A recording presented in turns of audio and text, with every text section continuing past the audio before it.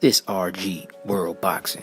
Make sure you subscribe at the bottom right of your screen. This is a homage beat.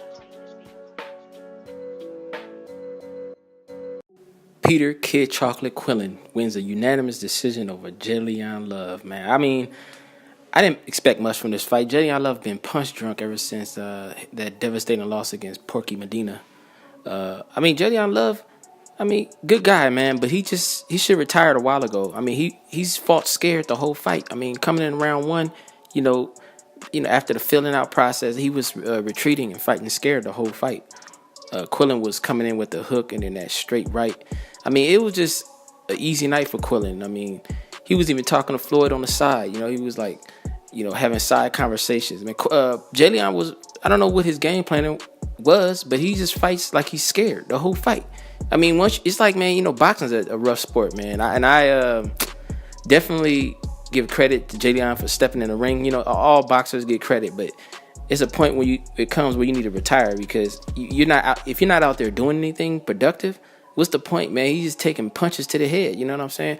And that's all Jalen Love been doing since. I'm telling you, since that Porky Medina fight, all Jalen Love has been doing is taking punches to the head, accumulating brain damage. It looks bad. I mean, he's bouncing a lot. He bounces a lot, and he's like very unstable. Peter Quillin came in, and he just had his way. The 8th round was the worst round for Jalen Love. This is where Peter Quillin had a massive flurry and was just hitting Jalen Love with everything. Jalen was dipping and dodging, and I don't know what his plan is to fight defensively. But if you're not countering, he wasn't countering at all in that flurry. He could have caught, because that's how Jacobs, man, he just caught Peter Quillin, on the dome. You know what I'm saying? If you catch Peter Quillin, you can't rock him because Peter Quillin is semi punch drunk himself. If he gets caught by the right punch with with enough power, you can stagger Peter Quillin. Peter Quillin is he's very very fast. Very very very fast, but he's not that sharp. He's not that sharp because he leaves himself open when he's swinging. He doesn't think defensively. That's how Jacobs caught him. But good bounce back for Peter Quillin. He needs to be in there with some. It looked like he moved up 168 super middleweight. He needs to get in there get in a mix with some contenders. You know what I'm saying? He's too old to be fighting guys like Jalen Love. But hey, it was a first fight from a layoff, so hey, can't be too hard on Peter Quillin. But I hope that Peter Quillin can do well, man, and his comeback. Get a title again. Former title holder at 160. He's fighting at 168 now, and hopefully he can get the recognition he deserves, man. Because the guy's good, man. Peter Kid Chocolate Quillin, man, is a name. We remember. I remember him at 160, man. I mean, he was a champion for some time, but he should have fought Golovkin a while back. He was kind of running from Golovkin. Let's be clear about it, man. Because it's funny, man. These guys, man.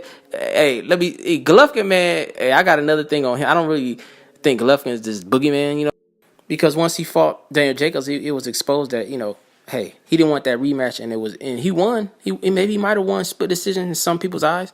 Technically, he won. It's on paper he's the winner, but he didn't rematch Jacobs, and he doesn't look spectacular against high level. Golovkin didn't look spectacular, and Canelo, that was a fairly even matchup. So the higher the competition, the average Golovkin looks. So I'm thinking Kid Chocolate, man. He got he got options, man. 168. You got George Groves running around. You got David Benavidez. You got Gilberto Ramirez. Those are some big dudes, man. I don't know if Quillin can mix it up with them, man. But I mean, I see Quillin there with James DeGale taking on James DeGale. Anthony Durrell. Those type of fights. Maybe even going to UK fighting Callum Smith or something. But yeah, Jose Uzcategui, that would be a rough, tough fight. I see a fight with Jose Uzcategui and Peter Kid Chocolate Quillin, But guys like David Benavidez and Gilberto Ramirez, those would be dangerous fights for Peter Quillin, man. I don't see him going in that direction.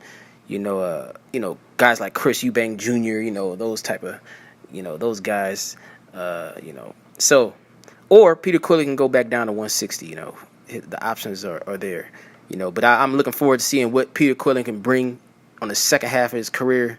He's getting older, but he has a lot of fight left. This is RG World Boxing.